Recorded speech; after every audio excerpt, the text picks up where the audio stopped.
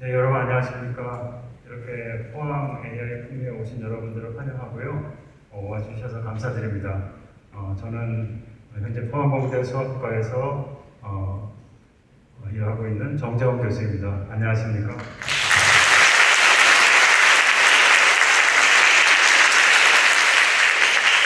네, 감사합니다. 시작하기 전에 한 가지 감사의 말씀 드리겠습니다.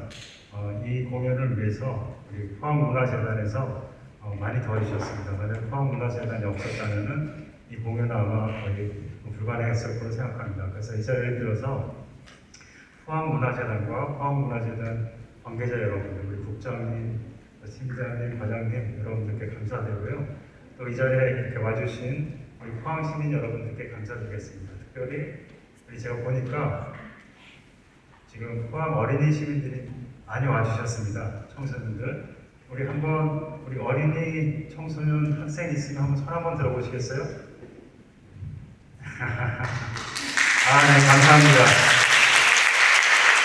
제가 이 공연 시작하기 전에 이 앞에 나가서 우리 어린이들 만나서 좀 얘기를 해봤는데요. 우리 어린이들이 이 AI 그리고 국어에 굉장히 관심이 많아가지고 와주셨는데 너무 감사합니다. 그래서 오늘 여러분들에게 들려드릴 곡은 5가지 곡입니다. 이제 기계가 만들거나 또 사람이 같이 편곡한 그런 곡들을 들려드릴 텐데요. 이 곡들은 기존에 있는 곡들과 좀 틀리기 때문에 아마 해설이 좀 필요할 것 같습니다. 그래서 이 곡을 연주하시기 전에 우리 네오네 교수님들께서 나와주셔서 이 곡을 먼저 해설해 드리고 이 해설을 들으시면은 또 좀 더 재미있게 연주를 감상할 수 있을 것 같습니다. 그래서 이 해설을 위해서 우선 고등과학원 물리학부에 계시는 우리 박창권 교수님, 그리고 그 다음에 제가 설명을 하고요. 그 다음에 온석대학원 대학교에 계시는 우리 최용준 교수님, 그리고 한예종의 전통예술원에 계시는 김정승 교수님께서 오셔가지고 간단히 이 곡에 대해서 해설하는 시간을 갖도록 하겠습니다.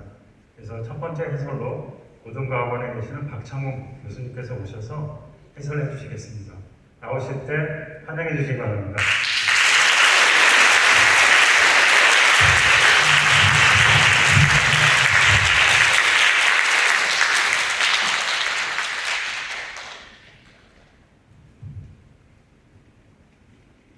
동영상을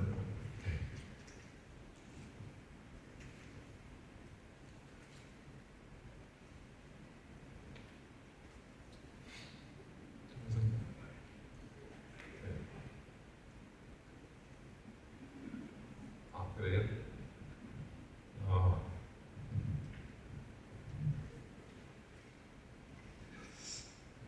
곧 동영상이 하나 나올 텐데요. 먼저 인사를 드리겠습니다. 고등과학원 물리학부에 있는 박창범이라고 합니다.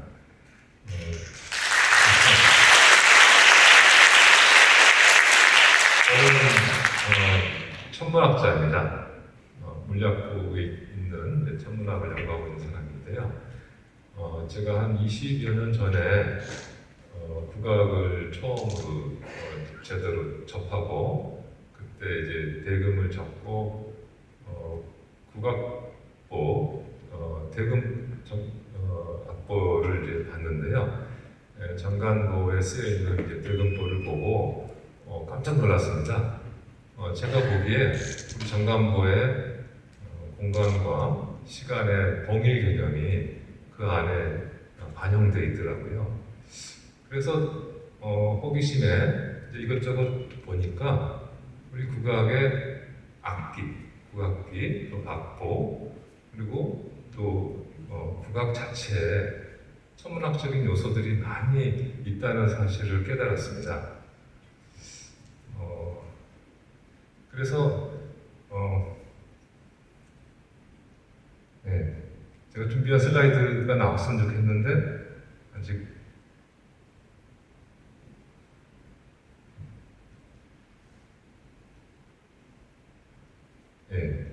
아직 준비가 안 되는 모양이네요.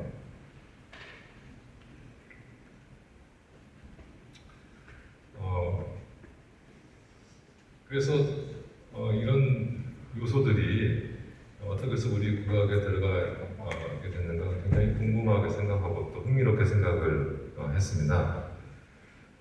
그래서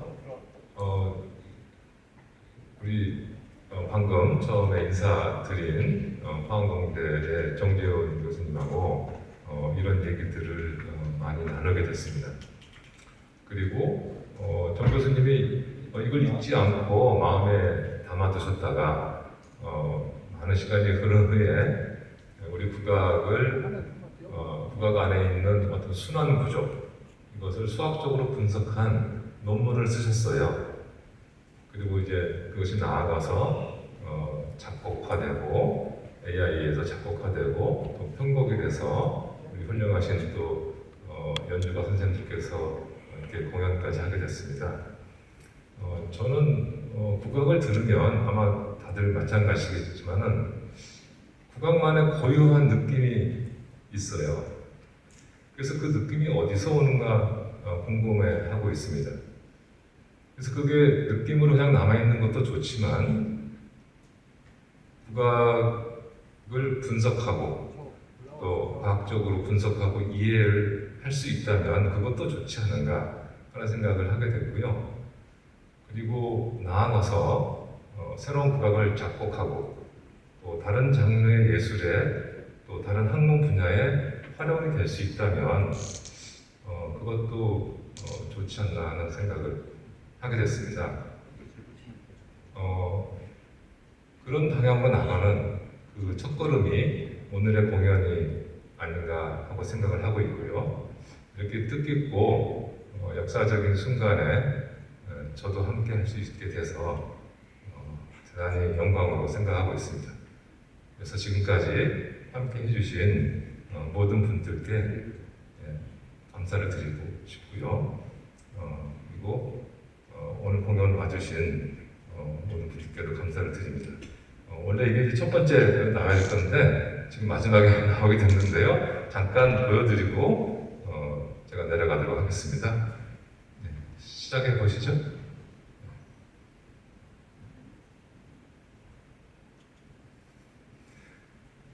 이 동영상은 음악이 곧 나올 거라 제가 나중에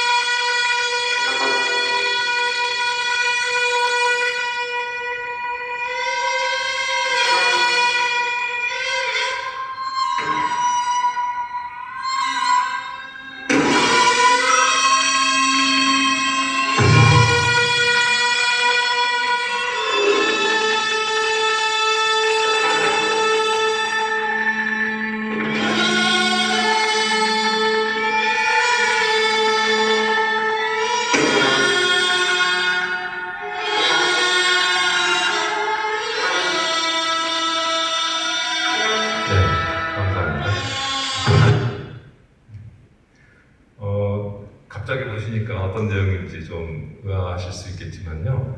이 동영상은 세계 최대의 우주 생성 및 진화 시뮬레이션입니다. 그래서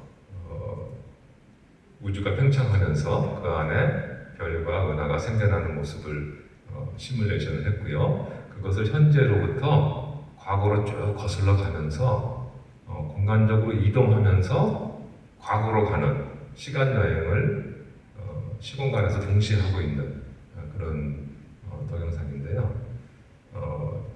처음에 당연히 소리가 없는 그런 동영상을 제가 봤을 때 저건 여민락을 붙여야 된다 하고 바로 생각을 하게 됐습니다.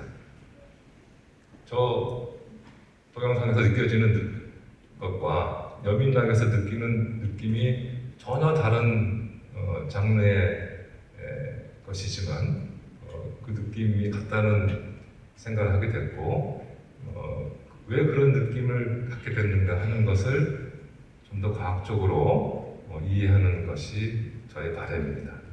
다른 말씀은 아까 다 말씀드렸고요. 제 소개는 여기까지 드리겠습니다.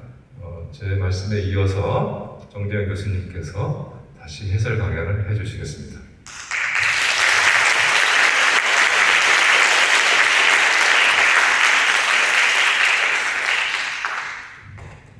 교수님 감사합니다.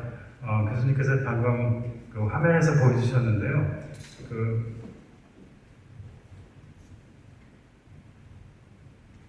네.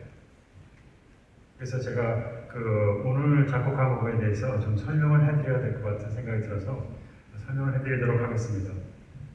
제가 마스크를 벗고 하라고 해서 잠깐 벗도록 하겠습니다.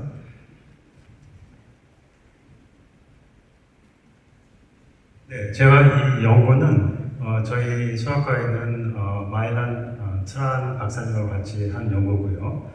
그 다음 페이지 넘겨주시면요. 네, 미또들이 저희가 오늘 들으실 곡은 수연자, 미또들이라고 하는 그런 곡인데요. 아까 박장범 교수님께서 말씀을 그 슬라이드에 보여주셨는데 이 미또들은 매우 독특한 형식을 가지고 있습니다. 소위 말해서 환입이라고 하는 것인데요. 이제 음이 반복되는 것 같으면서 반복이 아닌 것 같고 반복되면서 생성되는 것 같고 다시 돌아온 것 같은데 다시 시작하는 매우 독특한 형식으로 되어 있습니다. 그래서 여러분들이 한번 집에 가셔서 한번 들어보셔도 되고요. 이번 2부에서 정순영 교수님께서 수연장을 직접 연주를 하실 거예요. 연주를 하실 때 잘 들어보시면은 그런 패턴 같은 걸 느끼실 수가 있습니다. 매우 독특한 패턴은 되어 있는데 그것을 이제 낮은 곡에서 하면 우리가 미또들이라고 하고 좀 높은 데서 하면은 웃도들이 송구의 질곡이라고 이렇게 얘기를 합니다. 다음 슬라이드 그 다음 그림을 보여주시면요. 여러분 어린이들이 잘 아실 텐데요. 이게 원인을 찾아라 이런 숨은 그림 찾기인데 여러분 보시면은 이 사람들이 지금 일렬로 이렇게 걸어가고 있죠. 근데 이 사람들이 보면은 같은 사람이 이렇게 반복되는 걸 볼 수가 있습니다. 그런데 자세히 보시면은 똑같은 사람이 없습니다. 만약 진짜로 사람이 걸어가고 있다고 하면 똑같은 사람이 있을 수가 없겠죠. 그런 것처럼 똑같지는 않지만 이렇게 비슷하게 되어 있습니다. 수연장이 진행될 때 뭔가 같은 사람이 나오는 것 같은데 아닌 것 같고 왜 이렇게 사람 이렇게 이상하고 그 다음에 뭔가 이렇게 혼선이 되는 건 아닐까 이런 느낌이 들 정도로 매우 독특한 형태로 되어 있는데 이런 게 왜 이렇게 생길까 하는 것을 저희가 수학적으로 데이터를 보면서 분석을 해봤습니다. 그 다음 슬라이드를 보여주시면 네, 다음 슬라이드. 네, 이것은 정관보에 저장된 음악 데이터를 저희가 분석을 했는데요. 정관보는 세종께서 만드신 기보법입니다. 세종대왕께서는 한글이라고 하는 발명법을 만드셨는데 그거에 버금가는 발명품이 이 기보법인데요. 이 기보법은 서양의 기보법하고 아주 다릅니다. 중간에 보시는 것은 우리 천문도인데 옛날 천문도 1300년차 분야지도인데 박정만 교수님께서 얘기했듯이 우리나라 사람들 생각에는 공간과 시간이 분리된 어떤 그런 개념이 아니었습니다. 별자리라고 하는 것은 공간적인 개념인데 그걸 가지고 우리가 시간을 측정을 하죠. 공간과 시간이 결합된 그것이 바로 정관보 형태로 나타나게 되는데요. 오른쪽에 보시면은 한방이라고 하는 것은 정관보 하나에 들어가 있고 만약에 더 길면은 시간적으로 더 길면 공간적으로 그걸 확장하는 그런 거로 정관보가 만들어져 있습니다. 그래서 굉장히 독특한 형태의 기보법이라고 할 수가 있는데 이 안에 그 미또들이라고 하는 음악이 저장되어 있습니다. 그 다음 페이지를 보여주시면은 네. 그래서 저희가 이제 그 다음 해금악보를 가지고 이 데이터 분석을 했습니다. 그 다음에 보여주시면 네. 그 다음에 네. 여러분 다음 한번 보여주세요. 그림을 다 보여주시면은 혹시 여러분 여기 어딘지 아시는 분 계시는지 모르겠네요. 아시는 분 계신가요? 상품은 준비를 못했는데 네, 다시 한번 클릭해 주시겠어요? 네, 다시 한번 클릭을 한번 해주시면 네, 여기가 포항시 남구 장기면 읍내리에 있는 그 장기읍성이라고 하는 곳입니다. 그리고 이 비슷한 개념의 것이 캐나다의 퀘벡 음성이라고 하는 게 있는데 여러분들 보시면은 한국의 음성하고 캐나다의 음성이 다르죠. 모양이 다르죠. 그런 것처럼 저희가 이제 음악을 배울 때 우리가 음악에서는 국악에서는 집이라고 하는데 음악을 보면서 그것을 집으로 형태화시켜서 그 구조물로 보려고 합니다. 그 다음 슬라이드 보여주세요. 그 다음 슬라이드. 네, 그래서 음악의 집을 한번 지어보겠습니다. 윗도들이라고 하는 것은 제가 데이터 분석을 해보니까 그 다음 페이지. 네, 이렇게 33개의 노드라고 하는 걸 가지고 재료를 가지고 음악을 만들어요.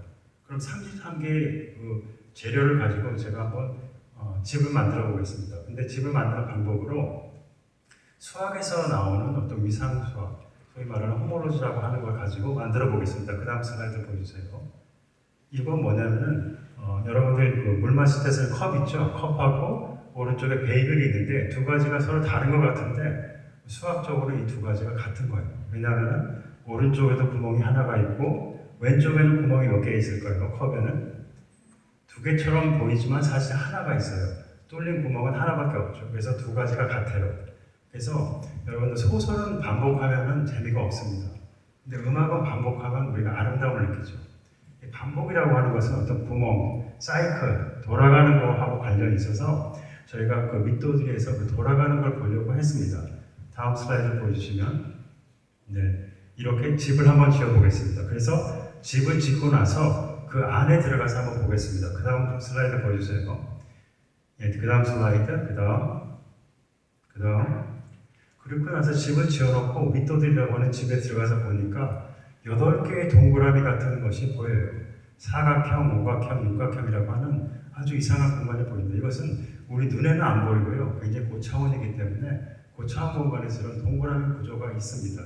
아마 좀 이따가 네 번째 곡이 가야금 트리오인데 가야금 트리오할 때 배경에서 어떤 그림이 보여질 거예요. 그때 그림에서 사각형, 오각형이 공중에 떠다니는데 바로 이거라고 보시면 되겠습니다. 그래서 밑도들이라고 하는 집에 들어가 보니까 이런 모양이 있다. 근데 이것들이 배치된 구조가 매우 독특합니다. 그 다음 슬라이드 보여주시면 그 다음 네, 위에 두 개가 도들이라고 하는 거고요. 밑에는 도들이가 아닙니다. 도들인 음악을 보면은 어떤 그 구멍이라고 하는 거, 사이클이라고 하는 동그라미 구조가 서로 겹쳐서 나타나게 돼요. 그러니까 내가 어떤 1번 사이클을 듣고 있으면 이건 2번 같기도 하고 5번 같기도 하고 매우 그런 혼동되는 양상을 보여주게 되는 거죠. 그런 관점에서 보면 이게 아까 말씀드렸듯이 반복되는 것 같은데 아닌 것 같기도 하고 음악이 돌아가는 것 같은데 시작하는 것 같고 끝난 것 같은데 안 끝난 것 같고 객관에 맴돌고 하는 그런 거를 반영한 것이 아닌가 이렇게 저희가 알 수 있었습니다. 그 다음 슬라이드 보여주시면 그 다음 슬라이드 그 다음 슬라이드 그래서 저희가 이거를 그것이 어떤 작곡의 기법인가 그걸 이용해서 기계적으로 저희가 작곡을 하게 됐습니다. 그래서 그 다음 슬라이드 보여주시면 이렇게 여러분들 어린이들이 많이 관심을 가지고 있는데요. 인공지능 우리가 많이 듣는 그런 기법을 이용해서 음악을 만들어 보면은 오른쪽처럼 위에 있는 건 실제 음악이고 밑에 있는 것은 만들어낸 음악입니다. 거의 비슷한 법칙을 따라서 음악이 만들어진 걸 볼 수 있습니다. 그 다음 슬라이드를 보여주세요. 그 다음 그러면 이런 걸 보고서 우리가 이제는 작곡을 그림을 그려가지고 시각적으로 이해할 수가 있습니다. 그 다음 또 보여주세요. 네, 그러면 이걸 보여주고 어린이들에게 이 그림을 그리게 할 수가 있습니다. 또는 그 다음 가글을 가지고 이렇게 작곡을 할 수가 있어요. 그 다음 보여주세요. 그러면 이 작곡을 어린이들이 작곡을 하면 그 다음에 이렇게 기계로 악보를 만들어주게 됩니다. 그러면 기계가 악보를 만들면 그 다음 페이지 보여주세요. 사람이 연주를 하게 됩니다. 그래서 오늘은 저희가 기계가 만든 음악을 들려드리고 다음 학기에는 우리 어린이들하고 함께 실제로 작곡을 해보는 인공지능으로 그런 걸 하려고 해요. 그래서 오늘 어린이 시민들이 많이 오셨는데 다음 가을 학기에 또 잊지 말고 한번 오시면은 저희 이런 걸 해볼 수 있을 것 같습니다. 네, 그 다음 슬라이드를 보여주세요. 네, 그래서 오늘 들려드릴 곡은 5곡인데요. 첫 번째 곡은 그 아주 신비롭고 파격적인 윗도들이라고 하는 우리나라의 아름다운 그 음악을 들려드릴 겁니다. 그것은 제가 손을 안 대고 고전 그대로 들려드리는데 정순영 교수님께서 들려드릴 거예요. 그럼 그걸 잘 들으시고 패턴이 어떤지 그 변화가 어떻게 되는지를 한번 잘 보시기 바랍니다. 그 다음 두 번째 곡은 그걸 이용해서 전통음악원에 계시는 한예종에 계시는 김정승 교수님께서 사람의 해석이죠. 식임새나 장식 이거를 첨부해가지고 연주하시는 곡이 두 번째 곡이고 세 번째 곡은 해금곡, 기계가 작곡한 해금곡을 연주하고 그 다음에 사람이 거기에 반주를 넣는 형식이 되겠습니다. 그리고 4번 곡은 제가 개인적으로 제일 좋아하는 곡인데요. 이게 한 20분 가량 됩니다. 이것은 정말로 저희가 만든 그 작곡 기법의 충실한 그런 곡이라고 할 수 있습니다. 그래서 스케일 5, 6, 7이라고 했는데 스케일이 커질수록 좀 더 단순해지고 원리에 가깝고 뭔가 기계의 머릿속에 들어가는 듯한 느낌이 듭니다. 그리고 저희가 인공지능 작곡을 하면서 느낀 게 뭐냐면 기계는 작곡은 하는데 제목은 안 주더라고요. 그래서 저희가 제목을 모릅니다. 그래서 그냥 저희가 제목을 그렇게 붙였고요. 이제 마지막에는 이 기계가 작곡한 곡을 최용준 교수님께서 편곡을 해서 서양악기와 국악악기가 합주하는. 그래서 이번 연주는 우리나라 국악계를 대표하시는 연주자들께서 이렇게 기계가 만든 곡을 사람이 해석하고 편곡하고 해서 연주를 하시게 될 것 같습니다. 네.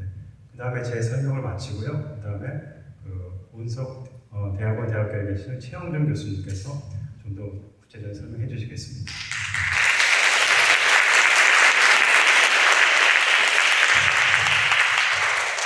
네, 마스크를 좀 벗겠습니다. 포항 시민 여러분 안녕하십니까?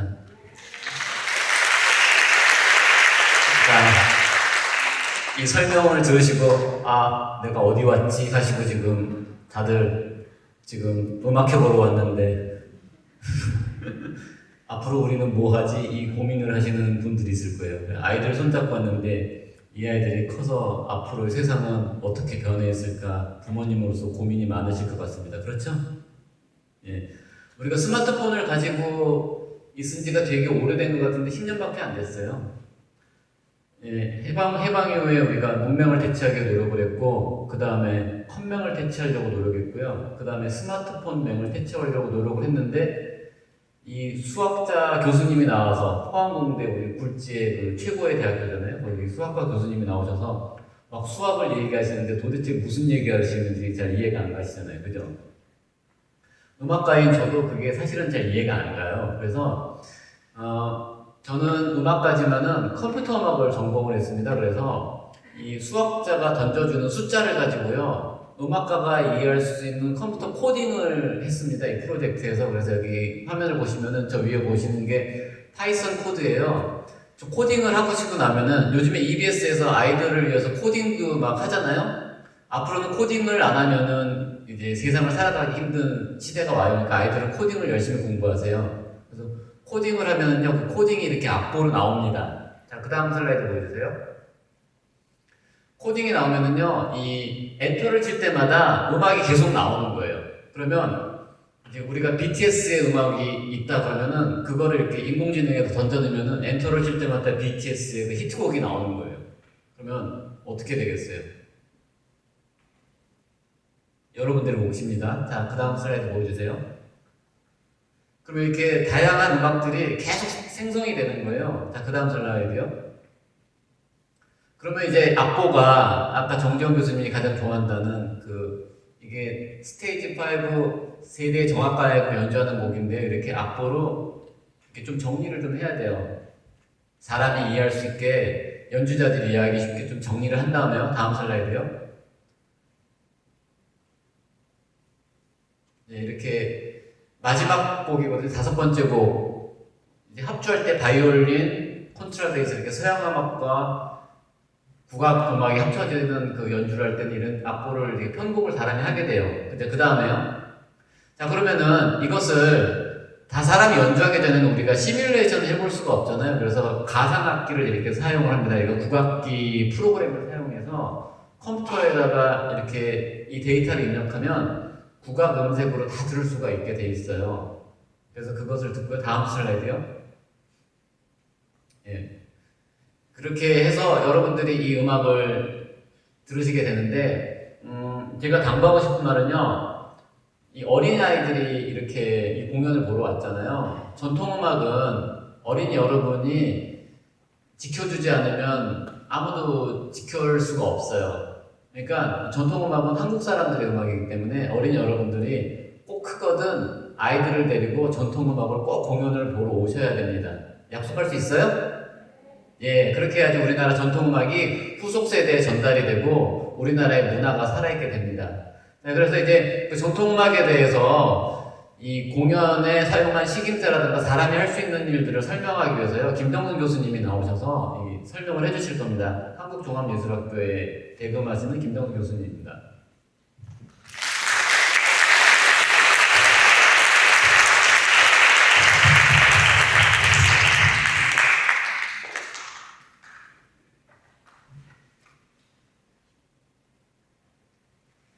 여러분 반갑습니다. 방금 소개받은 한국예술종합학교의 한국종합예술학교 아니고요. 한국예술종합학교의 김정승 교수입니다. 저는 대금 연주가이고 오늘은 이따 후반부에는 연주도 해야 되는데 지금 발표도 해야 돼서 좀 정신이 없습니다. 이렇게 길게 발표하는 것보다 한 번 딱 불어줬으면 속이 시원하겠는데 여러분들 지금 제가 예상했던 것보다 어린이 관객들 또 청소년분들이 꽤 계셔서 살짝 걱정이 됩니다. 저는 굉장히 진지한 내용들을 좀 준비를 하느라고 했는데 혹시 어린이 여러분들이 조금 재미없을 수도 있지 않을까? 뭐 이런 생각이 들지만 한번 열심히 해보겠습니다. 중간중간 제가 소리도 내드릴 테니까 혹시 졸려오시면 대금 소리 듣고 또 깨시고 이렇게 들어주시면 감사하겠습니다. 오늘 이제 제가 발표할 내용은 기계 작곡에서 가장 이제 중요한 분석 대상이라고 할 수 있는 전통 음악의 악보에 대한 이야기를 좀 할 겁니다. 처음에 그 악보에 대한 이야기를 좀 드리고 그 다음에 이 PPT 띄워주셔야 됩니다. 네. 그리고 그 다음으로는 이제 그 악보 이면에 숨어 있는 그 연주 과정에서 드러나게 되는 식임새라는 이제 그 음악적인 요소에 대해서 설명을 좀 드릴 겁니다. 당연히 기계 작곡 분야의 연구에서 중요한 그 요소들이기 때문에 설명을 드리려고 합니다. 다음 페이지 부탁드리겠습니다. 네. 다음으로 넘어가시고요. 잠깐만요. 지금 여기 보시면 2번에 이제 식임새라는 말이 나오는데 저 얘기가 종종 나올 거기 때문에 설명을 좀 드려야 될 것 같아요. 식임새라는 말은 음을 표현하는 데 쓰이는 연주 기법, 연주 방식을 얘기하는 겁니다. 제가 이따가 이제 설명을 드릴 텐데 소리를 내면서 이렇게 음을 위아래로 이렇게 이렇게 떠는 것도 있고 하고 흘러내리는 것도 있고 위로 올리는 것도 있고 이게 전통음악을 가장 전통음악답게 만들어주는 연주 기법들이에요. 그것을 뜻하는 용어라고 생각하시면 되겠습니다. 다음. 네, 제가 늘어지지 않기 위해서 원고를 좀 준비했기 때문에 좀 읽으면서 나가도록 하겠습니다. 다음 넘겨주십시오. 지금 좀 전에 보셨던 건 이제 서양과 우리나라의 여러 가지 악보들을 제가 좀 편집해서 보여드렸던 거고요. 자, 음악학자들은 음악 활동을 언어 활동에 비교해서 설명하기도 합니다. 좀 어렵게 느껴질 수도 있지만 쉽게 말씀드리면 제가 이렇게 PPT를 띄워놓고 여기에 써놓은 이런 문자라든지 구어라든지 이런 상징 체계들, 이런 기호 체계들은 다 음악에서 랑그라고 이야기하거든요. 그리고 이것을 제가 이렇게 말로 여러분들께 소통하는 것, 이렇게 스피킹 하는 것, 이 과정을 이제 빠롤이라고 음악에서는 이야기합니다. 이제 음악학자들은 이 랑과 빠롤의 개념에 맞추어서 악보와 연주를 설명하기도 해요. 그래서 이 음악에서의 악보는 언어에서의 랑그에 해당되는 거라고 보시면 되겠어요. 악보도 기호 체계고 그 기호 체계를 통해서 우리가 연주를 하게 되죠. 그걸 소리로 바꾸게 되죠. 그래서 소리를 만들어내는 연주의 과정을 빠롤이라고 생각하시면 됩니다. 제가 왜 이런 어려운 말씀을 드리냐면은 딱 한 가지 이유 때문입니다. 결국 음악의 이 빠롤, 연주라는 것, 소리라는 것, 이게 음악의 본질이죠. 태초에 음악이 생겨났을 때 악보를 딱 만들어 놓고 무엇인가 기호를 딱 만든 다음에 여기에 만든 소리를 만들어 볼까? 라고 하지는 않았을 겁니다. 자연스럽게 노래가 생겨나고 악기에 음악이 생겨나고 그런 소리들을 시각적으로 유지시키고 싶었겠죠. 사람들이 잊어버리지 않으려고. 그러려다 보니까 뭔가 상징 체계를 만들어내게 된 거죠. 그래서 악보가 생긴 겁니다. 그래서 굳이 따지자면 랑그보다는 빠롤이 앞선다고 보시는 게 맞겠죠. 언어도 말이 있었고 그 다음에 문자가 생겼고 한 것처럼. 그런데 여기서 중요한 사실은 이 빠롤이라는 것, 이 소리라는 것, 말이라는 것은 매번 변한다는 거예요. 하는 사람마다. 저희가 고양이라는 그 대상을 표현할 때 고양이라고 얘기할 수 있지만 어린이 여러분들은 야옹이라고 표현할 수도 있지 않겠습니까? 그리고 이게 심해지면 사람이나 지역에 따라서 이게 심해지면 차이가 심해지면 고냉이 이러면 못 알아들을 수도 있죠. 이거 제주도의 방언입니다. 고냉이라고 얘기하면 정말 못 알아들을 수도 있죠. 그렇게 해서 이 빠롤은 이 언어를 구사하는 주체, 그러니까 음악에서는 이 연주가 그 연주를 구사하는 주체에 따라서 굉장히 달라진다는 겁니다. 그렇기 때문에 우리가 어떤 연구를 하든지 간에 악보만을 분석하는 것은 음악의 일부를 분석하는 것이다라는 사실을 상기할 필요가 있다는 말씀을 드리고 싶었던 겁니다. 다음. 자, 이제 악보에 대한 이야기를 좀 구체적으로 들어가 보려고 합니다. 이 지금 보고 계신 악보는 15세기 악보예요. 왼쪽은 아까 박성범 교수님, 정재훈 교수님께서 잠시 설명해 주셨던 우리나라의 대표적인 기보체계 정간보입니다. 네모 칸 안에다가 음을 그려서 표현하는 방식이죠. 세종대왕이 만든 정간보고요. 오른쪽에 있는 것은 이탈리아의 작곡가인 팔레스트리나라는 사람의 작품을 기보해 놓은 것입니다. 보시면 15세기쯤에는 비슷합니다. 다만 우리는 세로로 기보하고 이탈리아 사람들은 가로로 기보를 하고 있죠. 그리고 우리는 정간의 칸수로 음의 리듬을 표현하고 그리고 음 이름을 써서 율명을 써서 음의 높이를 표현하지만 반대로 저쪽은 선을 그어서 음 높이를 표현하고 그 다음에 음표를 만들어서 길이를 표현하는 직관적으로 보면 우리는 음의 길이나 리듬들이 직관적으로 빨리 오고 저쪽은 음의 높이가 빨리 오고 이런다는 사실을 엿볼 수가 있습니다. 여하튼 이때까지는 악보들이 좀 비슷해요. 악보의 그 방식이라든지 이런 것들이 메커니즘은 비슷합니다. 다음. 그런데 18세기로 가면 악보가 이제 차이를 보이기 시작합니다. 왼쪽에 보시는 건 여러분들이 오늘 이제 듣게 되실 밑도들이라는 음악이 최초로 나타나는 악보입니다. 황금신보라는 악보인데 저 악보는 합자보라고 불려지는 악보거든요. 보시면 제가 지금 포인터가 없어서 지시할 수가 없는데 보호자라고 써져 있고 보호자 본안입이라는 6개의 글자가 있고 그 바로 왼쪽을 보시면 스랭이라는 말이 보이실 겁니다. 그리고 큰 대자 밑에 육자 뭐 이런 게 써져 있는데 검은고 대형 그러니까 위에서부터 세 번째 줄 가장 두꺼운 줄에 6번째 궤를 눌러서 음을 내면서 그 왼쪽에 그려져 있는 이렇게 이상하게 생긴 기호의 연주법으로 연주를 하면서 그 음은 스랭이라고 노래 불러라. 그 음을 입으로 노래하고 싶으면 스랭이라고 불러라. 굉장히 자세하죠, 악보가. 아까 세종대왕이 칸을 나눠서 이렇게 그 길이를 표시하면서 음 이름만 써놨던 거에 비해서는 굉장히 자세하게 그 음악의 정보를 담고 있는 악보입니다. 진일보했다고 볼 수가 있죠. 근데 이쯤 되면 이제 베토벤이 나오거든요, 서양에서는. 베토벤 악보는 더 심각합니다. 이제 이 악보는 보시다시피 연주와 악보에 거의 차이가 없을 정도로 세세하게 악보를 기록하고 있는 사실을 볼 수가 있습니다. 이때부터 동양과 서양, 특히 한국 음악과 서양 음악의 기본 체계가 상당한 변화를 겪게 되는데 그 이유가 무엇인지에 대해서 제가 짧게 설명드리자면 한국과 서양이 갖고 있는 음악적인 문화, 그 다음에 음을 인식하는 방식 이런 것들에서 큰 차이가 있었던 겁니다. 그 중에 가장 대표적인 것이 아까 제가 말씀드렸던 식임새예요. 서양 음악을 연주할 때는 이런 거 잘 안 하죠.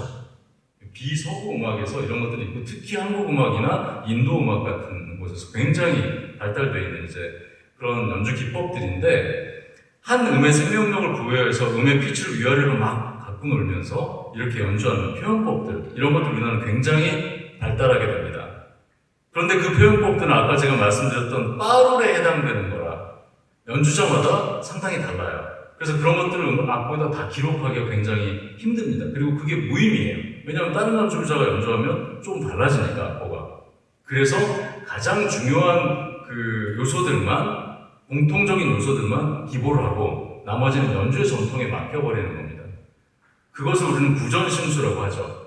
스승이 입으로 전하고 제자가 그걸 마음으로 받아서 그걸 자기화시켜서 다시 변형해서 다음 세대에 전달하고 이런 것들을, 이런 과정을 우리는 구전심수라고 이야기합니다. 이 구전심수의 전통이 음악의 랑그인 악보보다는 음악의 빠롤인 소리에 굉장히 치중하게 만든 전통이 되겠습니다. 어떤 게 더 좋다 나쁘다는 아니지만 그러나 상대적으로 서양 음악은 이 시기쯤 되면은 아까 말씀드렸던 대로 음악의 모든 정보를 악보에 담고자 해요.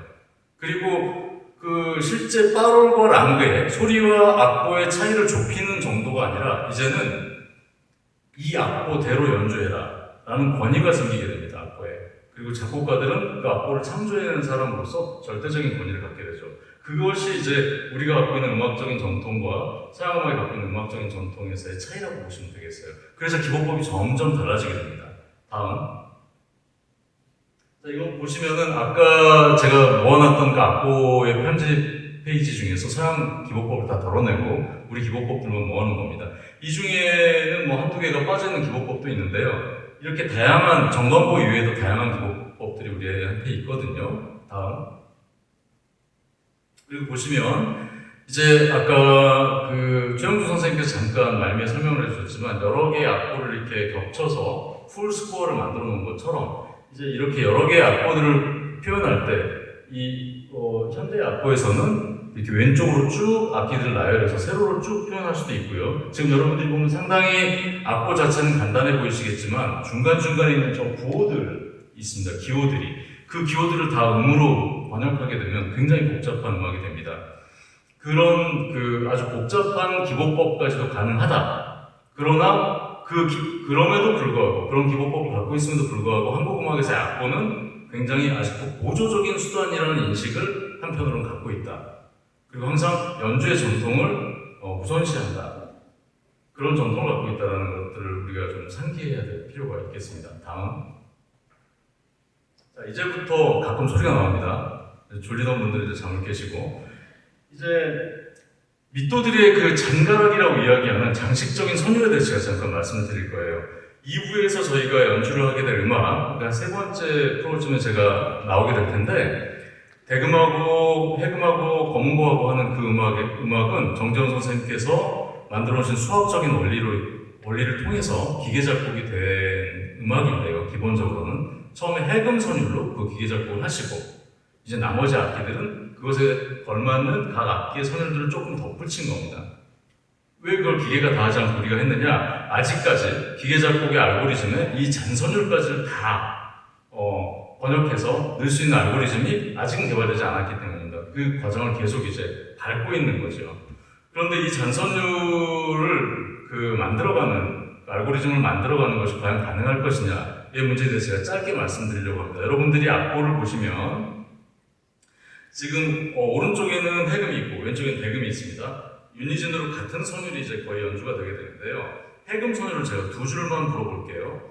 한 칸에 한 음씩 있으니까 그냥 그걸 기준으로 해서 따라오시면 될 것 같아요. 눈으로.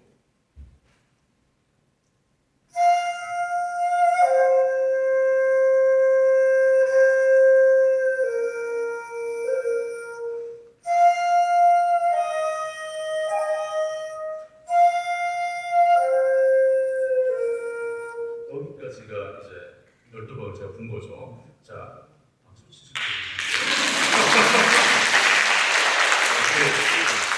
음 10개 부르고 제가 박수 받는 처음입니다. 감사합니다. 이제 왼쪽에 있는 대금의 가락을 제가 연주해 보겠습니다.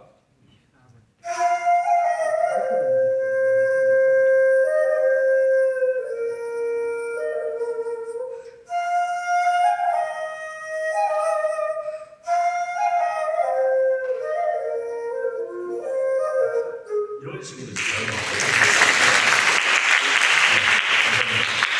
지금 들어보신 것처럼 해금에 비해서 대금은 굉장히 장식적인 선율들이 많죠.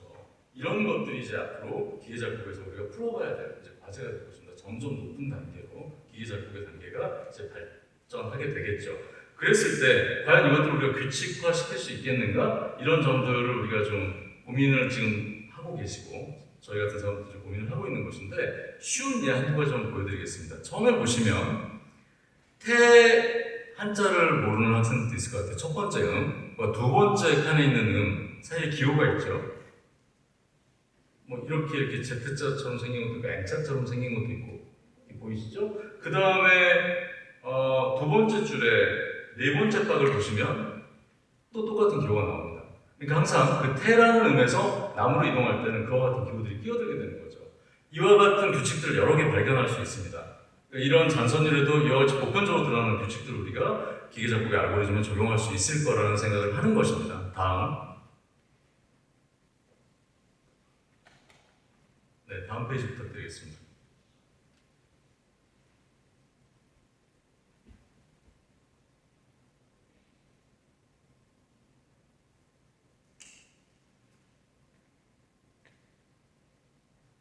넘어가네요. 너무 많이. 아이고 죄송합니다. 제가 이제 좁은 곳에서 헷갈렸구나. 하나만 더 앞으로 보내주세요. 죄송합니다. 네, 이번에는 식임새에 대해서 제가 말씀을 드릴게요. 하나만 더 앞으로 보내주십시오. 네, 아까 말씀드렸던 것처럼 전통어의 대표적인 식임새는 다음과 같은 몇 가지 것들이 있는데 가장 중요한 식임새가 농음이라는 겁니다. 이제 흔들어서 뭘 표현하는 건데 눈높이를 위로 올렸다가 아래로 내렸다가 이렇게 표현하는 거죠.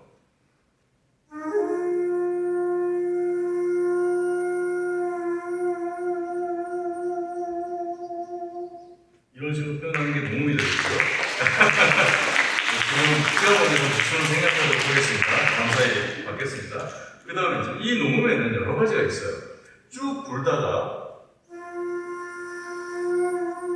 이렇게 할 수도 있겠고 처음부터 할 수도 있겠고 더 굵게 이렇게 흔들 수도 있겠고 음을 흘러내리면서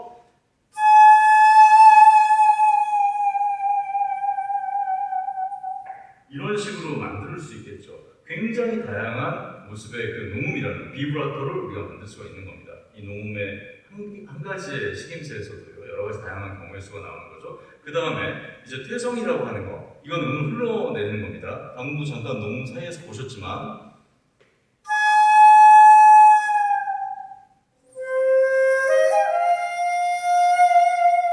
이렇게 하면 제가 빵 하고 흘러내리죠.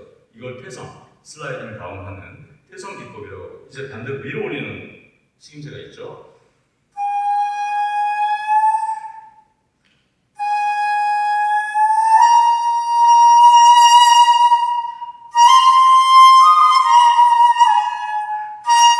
이렇게 밀어 올리는 이제 식임새가 있고 그 다음에 이제 끌어내렸다가 밀어 올리는 것도 있습니다. 퇴이추라고 하는데 끌어내리고 밀어 올린다.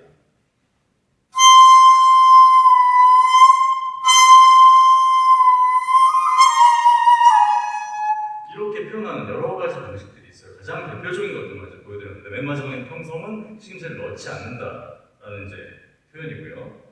자, 다음 넘어가겠습니다.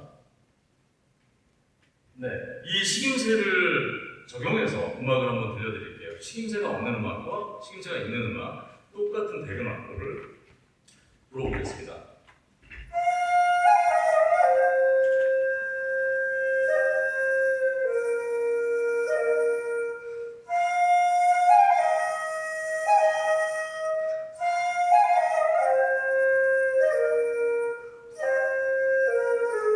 이렇게 가는 것을 식임새를 넣어서 불면